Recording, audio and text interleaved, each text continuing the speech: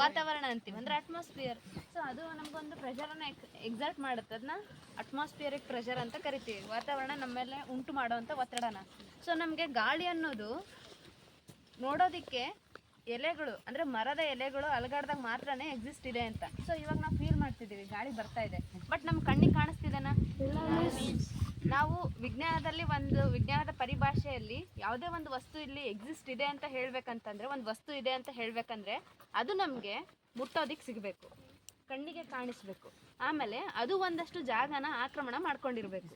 So ಜಾಗನ ಆಕ್ರಮಿಸ್ಕೊಂಡು ನಮ್ಮ ಸ್ಪರ್ಶ ಗ್ರಾಹ್ಯ ಆಗಿ ಆಮೇಲೆ ಕಣ್ಣಿಗೆ ಕಾಣಿಸೋವಂಥದ್ದು. ಆಮೇಲೆ ಅದಕ್ಕೊಂದು ಸರ್ಟೆನ್ ಮಾಸ್, ತೂಕ ಬೇರೆ ಮಾಸ್ ಬೇರೆ. ನಾನು ಹೇಳಿದ್ದೀನಿ, ತೂಕ ಅನ್ನೋದು ಅದು ಗ್ರಾವಿಟಿ ಡಿಪೆಂಡೆಂಟ್.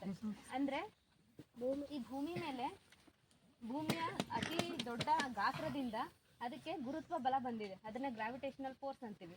ಸೊ ಆ ಫೋರ್ಸು ನಮ್ಮನ್ನ ಎಷ್ಟರ ಮಟ್ಟಿಗೆ ತನ್ನೆಡೆ ಸೆಳೆಯುತ್ತೆ ಅನ್ನೋದ್ರ ಮೇಲೆ ಅದರ ತೂಕ ಅನ್ನೋದು ಡಿಪೆಂಡ್ ಆಗಿರುತ್ತೆ. ಫಾರ್ ಎಕ್ಸಾಂಪಲ್, ನಮ್ಮನ್ನು ನಾವು ತೂಕ ಮಾಡಿಕೊಂಡ್ರೆ ನಾವು 60 kg 50 kg ಅಂತ ಹೇಳ್ತೀವಿ. ಆ್ಯಕ್ಚುಲಿ ಅದು 50 kg ಅನ್ನೋದು ನಮ್ಮ ದೇಹದ ಅಷ್ಟು ಮಾಂಸಖಂಡಗಳ ತೂಕ ಅಲ್ಲ ಅದು.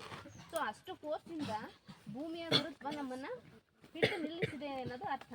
ತೂಕ ಅನ್ನೋದು ಎಲ್ಲ ಕಡೆನೂ ಒಂದೇ ಇರುತ್ತೆ ಅಂತಲ್ಲ, ಕೆಲವೊಂದು ಪ್ರದೇಶದಿಂದ ಪ್ರದೇಶಕ್ಕೆ ನಮ್ಮ ತೂಕ ವ್ಯತ್ಯಾಸ ಆಗುತ್ತೆ.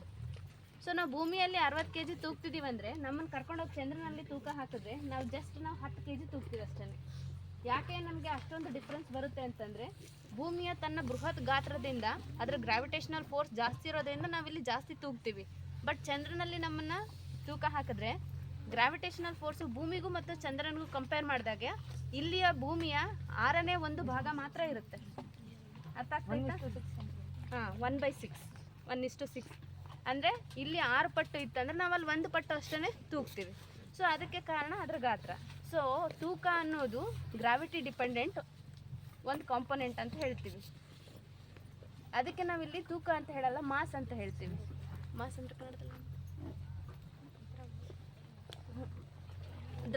ದ್ರವ್ಯ ರಾಶಿ ಅಂತೀವಿ. ದ್ರವ್ಯ ರಾಶಿ ಅಂದರೆ ಈಗ ದ್ರವ್ಯ ಅಂತ ಹೇಳಿದ್ದೀನಿ. ದ್ರವ್ಯ ಅಂತಂದರೆ ನಮ್ಮ ಕಣ್ಣಿಗೆ ಕಾಣಿಸ್ಬೇಕು, ಅದು ಒಂದು ನಿರ್ದಿಷ್ಟ ಜಾಗನ ಆಕ್ರಮಣ ಮಾಡ್ಕೋಬೇಕು, ಅದಕ್ಕೆ ದ್ರವ್ಯ ರಾಶಿ ಇರಬೇಕು. ಸೊ ಇದಕ್ಕೆ ಮಾತ್ರ ನಾವು ವಸ್ತು ಇದೆ, ಎಕ್ಸಿಸ್ಟ್ ಇದೆ ಅಂತ ಫೀಲ್ ಮಾಡ್ತೀವಿ, ಕನ್ಫರ್ಮ್ ಮಾಡ್ತೀವಿ. ಬಟ್ ನಮ್ಮ ಗಾಳಿಗೆ ಅದು ಯಾವ ಥರದ್ದೂ ಪ್ರಾಪರ್ಟೀಸನ್ನು ಹೇಳೋಕ್ಕಾಗಲ್ಲ, ಯಾಕೆಂದರೆ ನಮಗೆ ಕಣ್ಣಿಗೂ ಕಾಣಿಸಲ್ಲ, ಬಟ್ ಸ್ಪರ್ಶಕ್ಕೆ ಸಿಗುತ್ತೆ.